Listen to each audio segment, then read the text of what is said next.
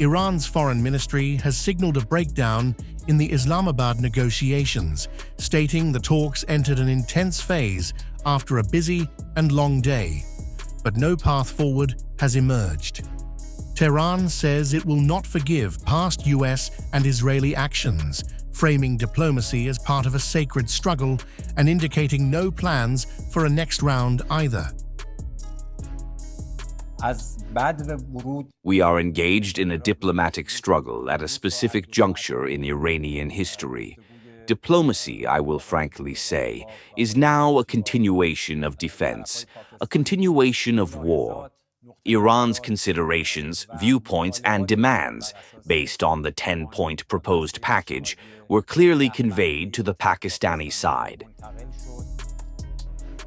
Islamabad agenda broadened, covering Strait of Hormuz, nuclear file, sanctions relief, and war reparations, signaling a confrontation wider than diplomacy suggests, with both sides exchanging messages through Pakistani mediation and keeping continuous contact throughout discussions, according to reports from the negotiation venue in Islamabad, as developments continue to unfold regionally in the ongoing diplomatic process, today reported sources.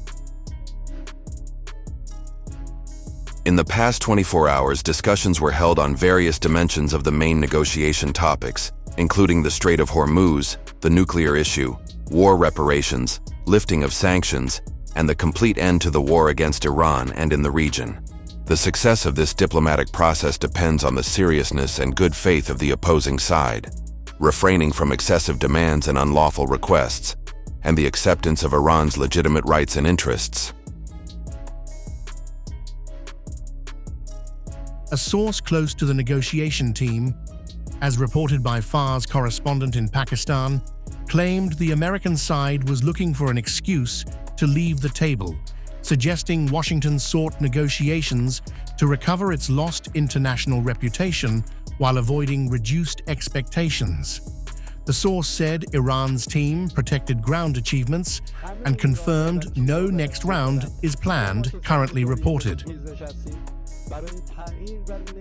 US Vice President JD Vance, as reported from Islamabad talks, said after 21 hours of negotiations, the United States is returning home without a deal, stating that Iran did not accept Washington's terms.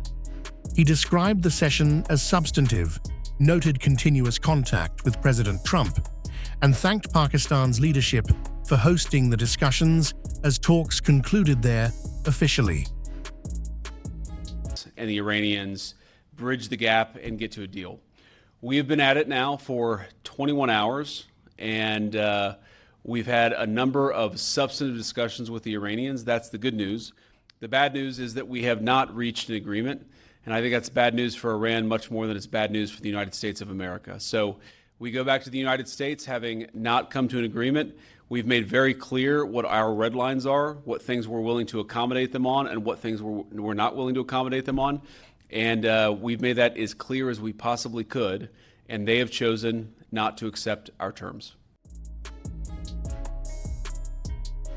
Iranian Deputy Foreign Minister Kazem Garibabadi said Tehran is operating with a superior hand and remains prepared for all scenarios, whether diplomatic or defensive, as reported from the talks. He also linked current negotiations to broader regional developments and strategic leverage points. The Islamic Republic of Iran is serious and prepared for any scenario. If the scenario involves defending the country in military and defensive terms, it is fully serious. If the scenario involves negotiation and dialogue, it is equally serious. The composition of the delegation fully conveys this seriousness.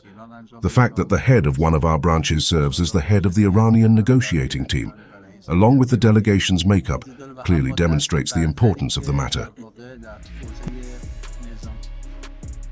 Meanwhile, US President Donald Trump stated, as reported, that the US is in very deep negotiations with Iran, underscoring parallel but sharply contrasting narratives emerging from both sides.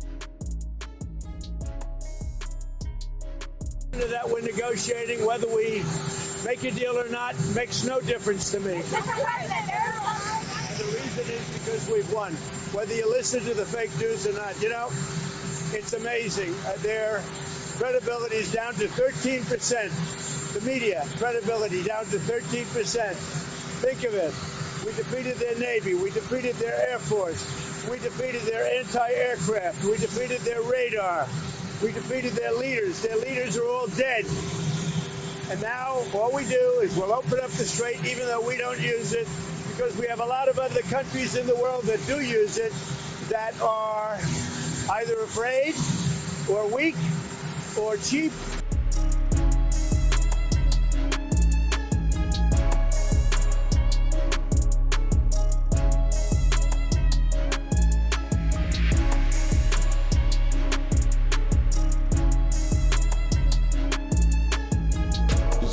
The bad news is that we have not reached an agreement, and I think that's bad news for Iran much more than it's bad news for the United States of America. Vance says he is returning to the United States without a deal after 21 hours of intense negotiations with Iran in Islamabad, as reported from the talks. The US Vice President, as per his remarks, thanked the Pakistani Prime Minister and Army Chief, calling them incredible hosts, and acknowledging their efforts to bridge differences between both sides. According to JD Vance, the United States and Iran held substantive discussions, but no agreement was reached as Tehran did not accept Washington's terms. Vance stated that the US made its final and best offer after remaining in constant contact with Donald Trump throughout the 21-hour negotiation process. And I think that's bad news for Iran much more than it's bad news for the United States of America. So we go back to the United States having not come to an agreement. We've made very clear what our red lines are, what things we're willing to accommodate them on, and what things we're not willing to accommodate them on. And we've made that as clear as we possibly could, and they have chosen not to accept our terms.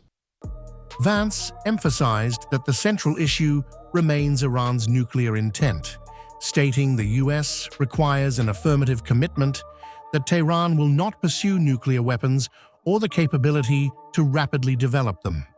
He added that while Iran's enrichment facilities have been destroyed, long-term assurances were still missing from their response.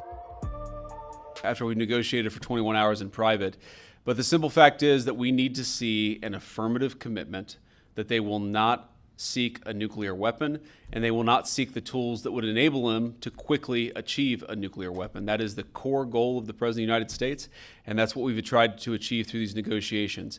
Again, their nuclear program, such as it is, the enrichment facilities that they had before, they've been destroyed.